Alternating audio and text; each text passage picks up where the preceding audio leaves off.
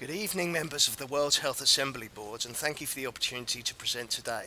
My name is Don Medell, and today myself and my colleagues Karen McAlone and Bridget Wilson will be discussing why a resolution to reduce health sector carbon emissions should be on the 2019 World Health Assembly agenda.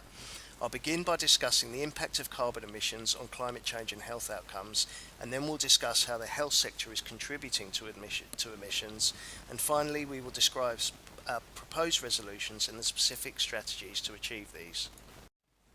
Carbon emissions contribute to infectious diseases, emergencies, and environmental challenges via global warming.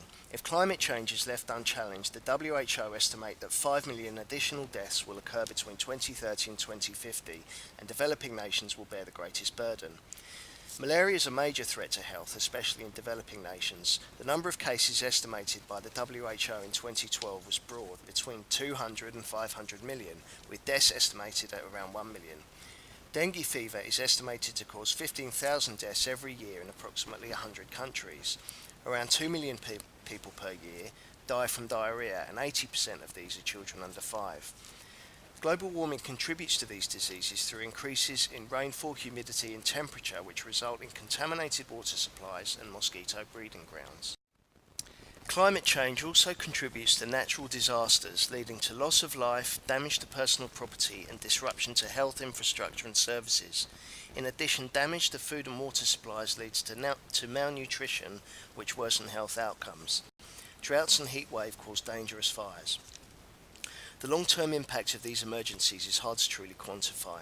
Assuming no adaptation by 2100, it is estimated that annually 2/3 of the European population will be exposed to weather-related disasters. There are also emerging environmental challenges relating to climate change. Heat stress causes increased death rates and morbidity, and by the 2050s, heat events that are usually seen only once every 20 years will be experienced on average every 2 to 5 years. UV radiation also leads to premature aging of the skin and skin cancer, and climate change will also lead to increased pollen in the atmosphere and increased prevalence of allergies and asthma. My colleague Dr. Karen McAlone will now continue this discussion.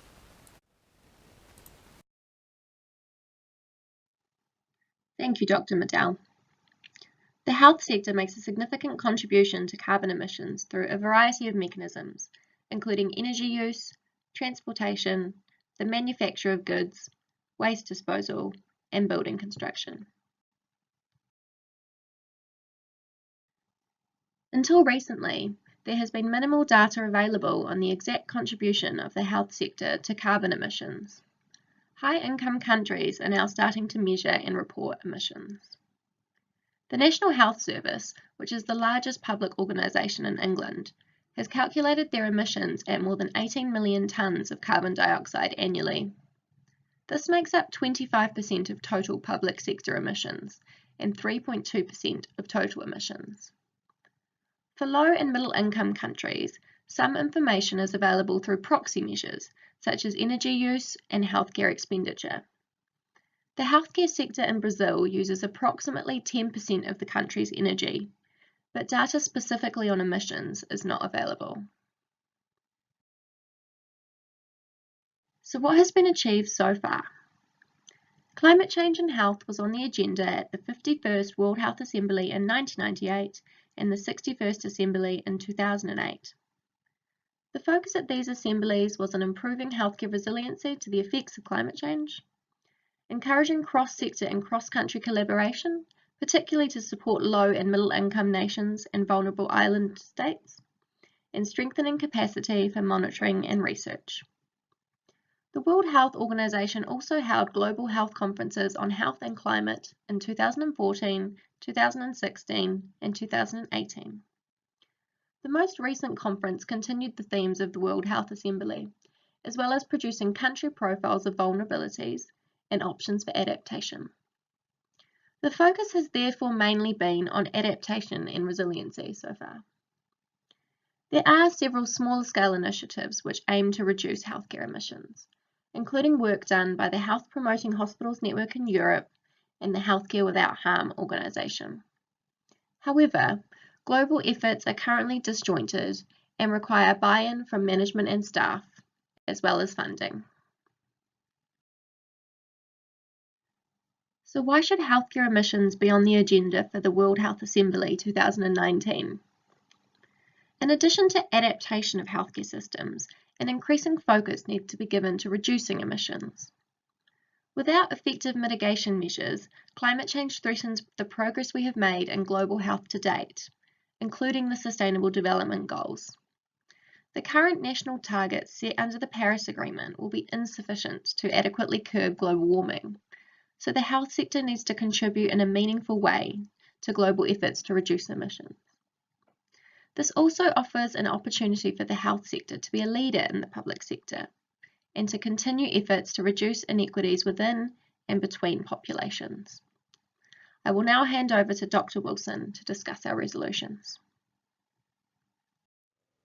We propose that two key resolutions should come out of discussions at the World Health Assembly in 2019.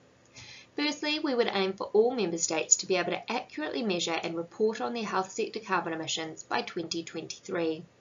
Secondly, we would aim for all Member States to have a strategic plan in place to reduce health sector greenhouse gas emissions by 2025.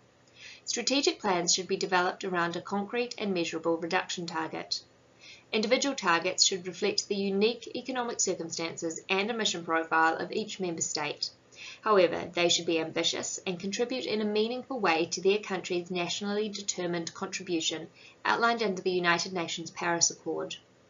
The timeframes that we have proposed reflect the urgency with which greenhouse gas emissions must be addressed. We acknowledge that estimates from the IPCC suggest that global emissions must peak by 2020 at the latest and rapidly fall to achieve net zero emissions by 2040 if there is to be a moderate chance of keeping warming to below 2 degrees.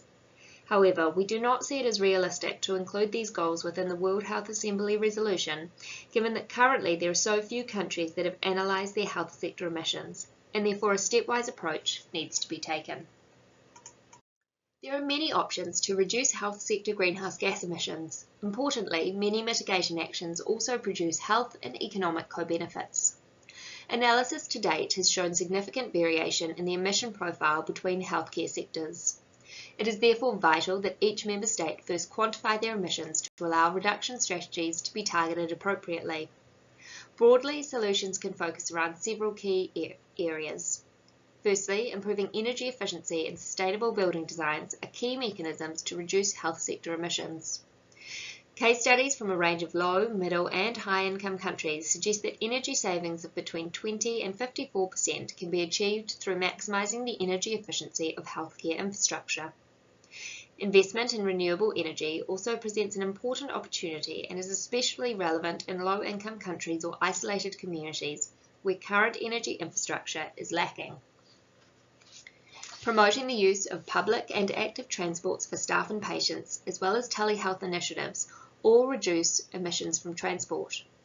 Emissions from food can be reduced through growing food on site or purchasing locally and reducing the amount of meat served. Instituting sustainable waste management, including the use of composting and recycling, are important ways of reducing emissions, while also reducing health hazards from incorrectly handled waste. Finally, greater investment in effective public health and health promotion strategies, which reduce the prevalence of chronic diseases, directly act to lower carbon emissions by reducing the number of patients requiring energy-intensive hospital admissions and treatment. In conclusion, I hope you would agree that health and climate are intimately linked. Given the health sector contributes significantly to global carbon emissions and therefore to climate change, the onus is on the health sector to not just prioritise adapting to climate change, but also to take a leadership role in preventing it. Importantly, there are several ways the health sector can respond, and happily, most mitigation actions also come with other health and economic co-benefits. Thank you for listening to our presentation, and these are the references that have informed our slides.